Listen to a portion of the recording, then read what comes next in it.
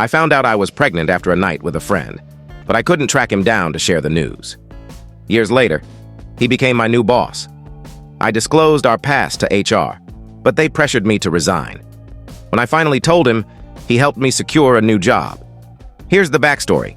In my late 20s, I returned to university to pursue my PhD and shared an office with several other students for years. One of those students, Liam, finished his dissertation and was preparing to return to his home country. We all went out for drinks to celebrate his achievement and bid him farewell. One thing led to another, and Liam and I ended up spending the night together. A few weeks later, I discovered I was pregnant, but I had no way to reach Liam. His university email and phone number were deactivated after he left the country. I didn't need his support and was prepared to raise my child alone, but I felt he deserved to know. Over the years, I searched for him online without success.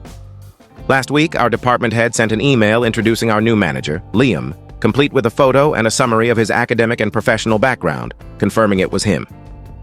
That night we shared changed my life, as it made me a mother. I often think of Liam when my daughter asks about her father, or when I notice traits in her that don't come from me. But I doubt Liam has thought much about that night. I'm unsure if Liam will feel uneasy about being my boss, given our history, or if I'm overthinking this. From my time sharing an office with him, Liam seemed laid back and pragmatic.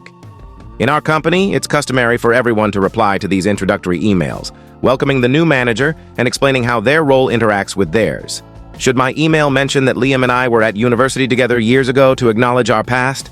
Or should I send a private email suggesting we discuss keeping our history separate from work if he thinks it's necessary? I'd appreciate suggestions for wording that shows I'm unbothered and will remain professional. At the same time, I'd like a script for a separate email requesting a meeting outside work to discuss something important from our past, namely to tell him about his daughter. If you or anyone believes I shouldn't tell him yet, or that I should let him settle into his new role and country first, I'd welcome that perspective. Additional information from the original poster. Thanks for your response. I didn't mention my efforts to find Liam earlier because they weren't central to my question. For those curious, I made a real effort when I first learned I was pregnant. I asked our office mates, but no one had his contact details. We were just students who shared a workspace and occasionally grabbed drinks at the campus pub, never socializing outside that. I reached out to Liam's thesis advisor, but it was the Australian summer break, and he was unavailable for 2 months.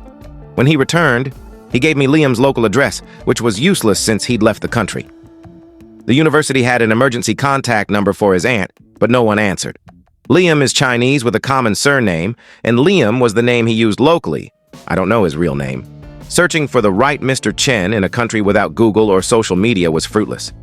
I found a paper listing Liam Chen as a co-author and contacted the lead author, but they never replied. By then, I was dealing with severe morning sickness and had to prioritize my baby's health, so I stopped searching. Update 1.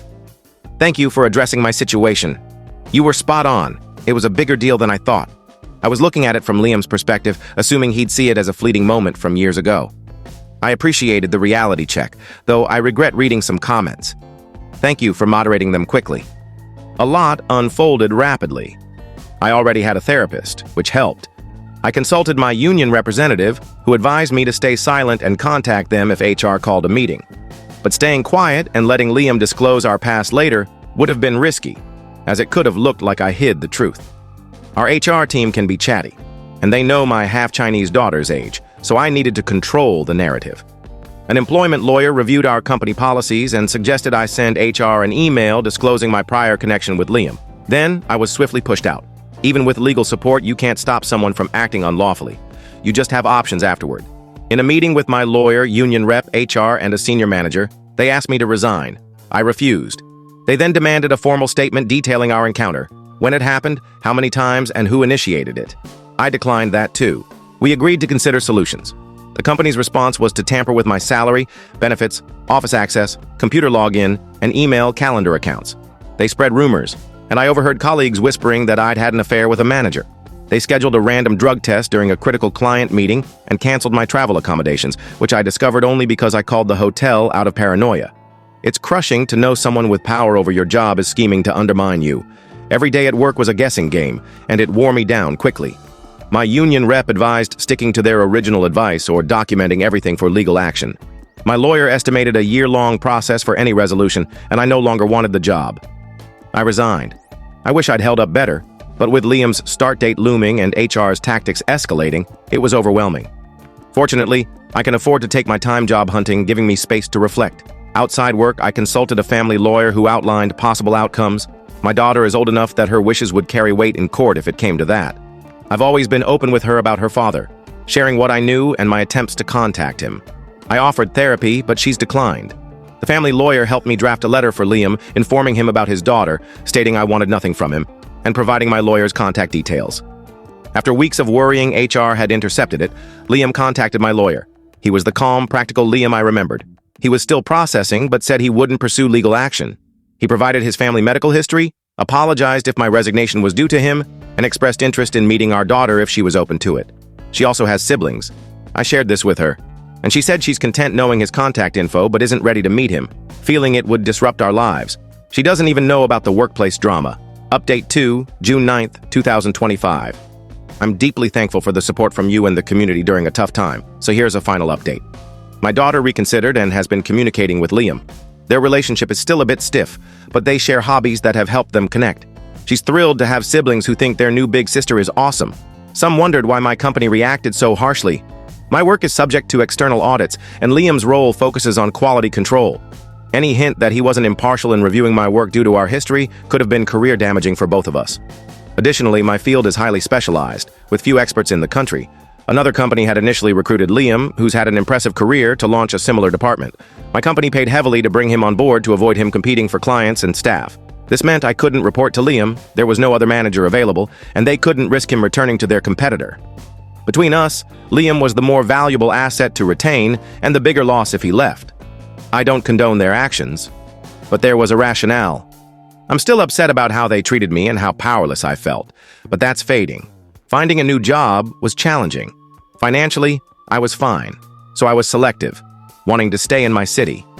After nearly a year unemployed, Liam informed me that the other company still wanted him to lead their new department.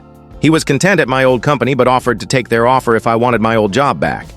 I declined as I'd never return there, and I wouldn't ask him to leave. He passed my name to them instead. They interviewed me, and I landed a better role. I've been there 6 months, enjoy it, and haven't slept with anyone in my chain of command, so it's a great fit. I've hired a former colleague and 2 talented recent graduates from my university who are quickly adapting. Unlike my old company, we don't have a long client wait list. Yet. So we're attracting some of their clients. I'm thrilled to be the threat my old company feared when they forced me out. Next story. I inherited my grandfather's house and let my father live there rent-free. But when he demanded I give up my room for his pregnant stepdaughter and change the locks to keep me out, I evicted them with police assistance. I'm a 25-year-old man, not from the US, and not seeking legal advice. I know my legal standing. Here's the context. My father married his current wife when I was 15. She was overbearing with me, as her relationship with her own daughter was nearly non-existent. My father did nothing, so I moved in with my grandfather, his father, a few months later. When my grandfather passed away unexpectedly at 17, I inherited all his properties. Instead of returning to my father's home, they moved into my grandfather's house with me. I left for college at 18, returning a few times a year. I allowed them to stay rent-free, provided they left my room and my grandfather's study untouched. The house has 4 bedrooms. Recently, my father called, saying I needed to clear my room because they wanted it for a nursery. His wife had reconnected with her daughter, who is pregnant and homeless. I refused, reminding him the house is mine and they shouldn't touch my room or the study unless they wanted to be evicted. I suggested the pregnant stepdaughter use the vacant bedroom, but he said it's too small for her and her partner. I told him if they were unhappy, they could return to their own place, if they still have it. I think I've been fair, but my uncle, my father's brother, who isn't close with him, called to urge me not to evict them. So, I'm seeking advice. Update 1. The day I wrote my post, I contacted my lawyer to join me at the house to resolve this calmly. On Saturday, we arrived early with the necessary documents. To my surprise, my father had changed the locks. I tried to talk through the door, explaining I wasn't there to evict them and wanted to find a solution, but he refused to let me in unless I agreed to his demands. I warned him I'd handle it my way if he didn't cooperate. He stood firm. On my way to the police station, my uncle called, saying my father had asked him to persuade me, but he supported my decision. At the station, my lawyer explained the situation, and the police accompanied us to the house.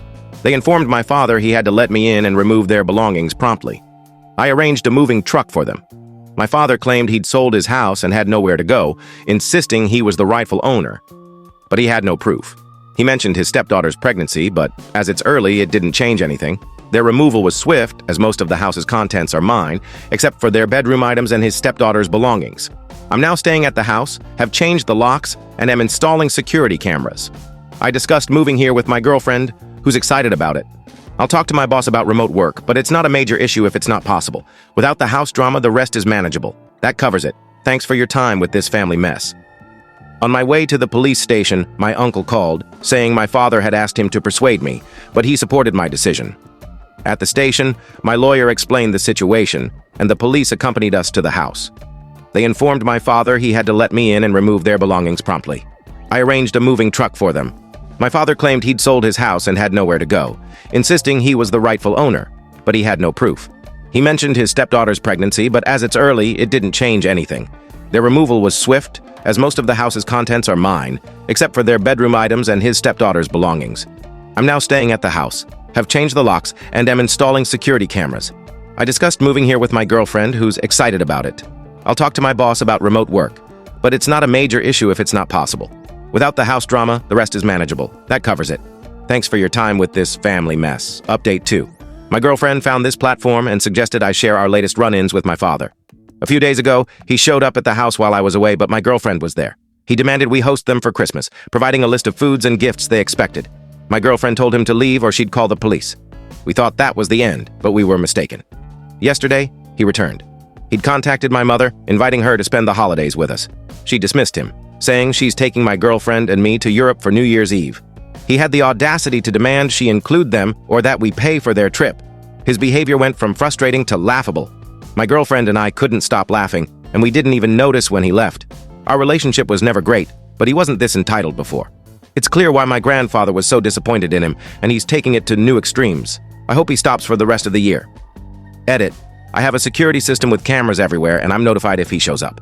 I own other properties, and my tenants, close contacts, and neighbors know what to do if my father approaches them on my behalf. I doubt he'll try breaking in while we're away. When I evicted them, my lawyer and the police made it clear he'd face serious consequences for trying to enter my properties. In my country, restraining orders are ineffective, so calling the police immediately is more practical, and he knows I won't hesitate. Update 3. Some have asked for an update, so here it is. After the last incident, things were quiet, and my girlfriend and I went to Europe. Christmas passed without issues, and friends watching the house reported no problems. On December 28th, my uncle, my father's brother, called, saying he's leaving the state and selling his house. He asked if I was interested as he was desperate to sell. He didn't share why, and I didn't ask. What mattered was that this was a chance to fulfill my grandfather's wish. Some context. My uncle's house was my grandfather's childhood home. He gave it to my uncle but later regretted it. My grandfather tasked me with reclaiming it, and if successful, giving it to my cousin Lena, my uncle's daughter from his first marriage, whom he never acknowledged.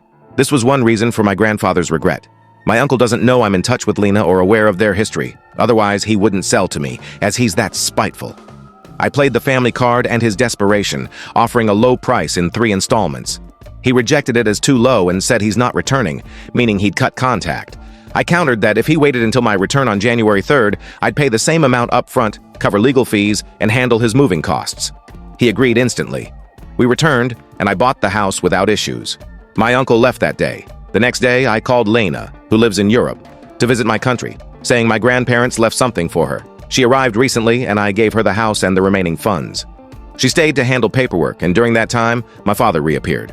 Unbeknownst to me, he was my uncle's backup buyer and had asked him to wait while he raised more money. When he learned I'd bought the house, my uncle told him to avoid dealing with him. Knowing he couldn't approach my main house, my father went to the new one and tried breaking in. We saw it on the doorbell camera. Lena doesn't speak our language, so I called the police on her behalf. Given the upscale area and Lena's foreign status, the police acted quickly. It was priceless imagining my father's shock when he learned the house wasn't mine.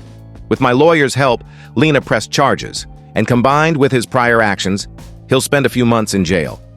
I learned my uncle was desperate to leave because he'd angered his wife's family.